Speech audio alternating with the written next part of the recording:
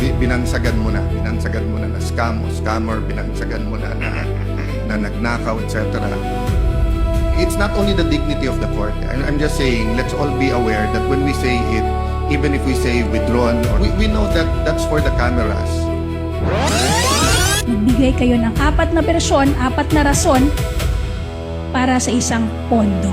Tama ba? Your Honor, please. I was expecting something, Attorney Christine. Yes. Yeah, it's misleading, Your Honor. 4 na version and conclusion of fact. Na kapag paiba-iba ang rason, maaring nagsisinungaling lang or talaga namang ito ay isa lamang scam. Your Honor, please.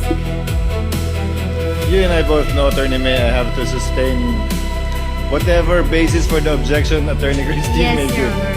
Move to strike the scam and nagsisinungaling. So stricken off the record. In short, you will agree with me.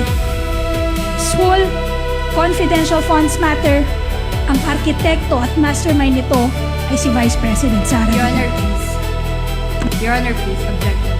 Sustained. Counsel. Mastermind. Move to strike, Your Honor. Your The Honor, statement. may we request Your Honor that it remain on record. May I request you likewise Move to strike, Your Honor. I will have to strike it off, Counsel. There is a consensus, Your Honor, that we will ask the court, the respondent would like to ask the court to remind the prosecution, Your Honor, not to use inappropriate words, Your Honor, like scam, mastermind, nagsisinungaling. This is the 3rd time, Your Honor, that we have heard those words, specifically the word scam. And this is a solemn proceeding. This is a court of law. This is a court of procedure and actually a court of decorum. And we are not supposed to make insinuations, accusations, or conclusions, Your Honor. So we request the court to kindly remind the prosecution. Yes, I agree with counsel. Earlier, the court made an admonition and reminder to the counsel for the panel of prosecutors, but did not strike out those statements. But subsequent similar statements made were stricken off from the record by the presiding officer. But it does seem that it's becoming a, I would rather use the word habit than pattern, for the panel of prosecutors to close their direct with such strong statements. So kindly, yes, what is the pleasure of Senator Judge Cayatano? We all know the intention and the duties of the prosecution. We admire your passion in trying to prove your allegations, but we're also all aware that the medium is the message.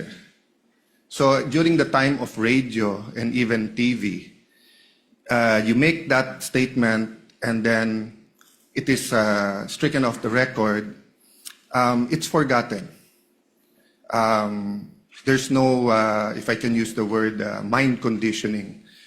So the problem nga with coming up with words especially, and this is for both sides and even for the senator judges, when we use certain words that can be, sa Tagalog, bansag, binansagan mo na na scam o scammer, binansagan mo na nagnakaw, etc.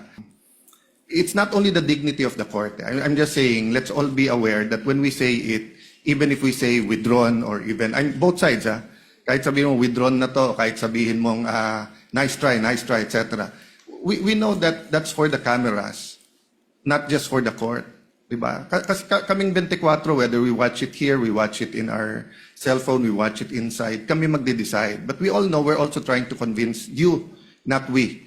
The prosecution and defense is trying to convince the public that either the Vice President or her office or whoever is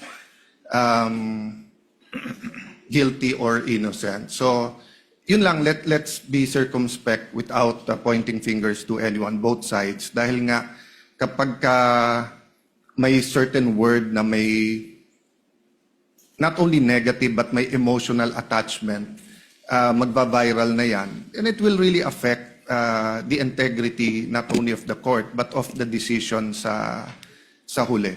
Diba? So, let's not kid each other. No? Once masabi mo it takes a life of its own, di ba? Those words. So we have to really be more circumspect in choosing our words.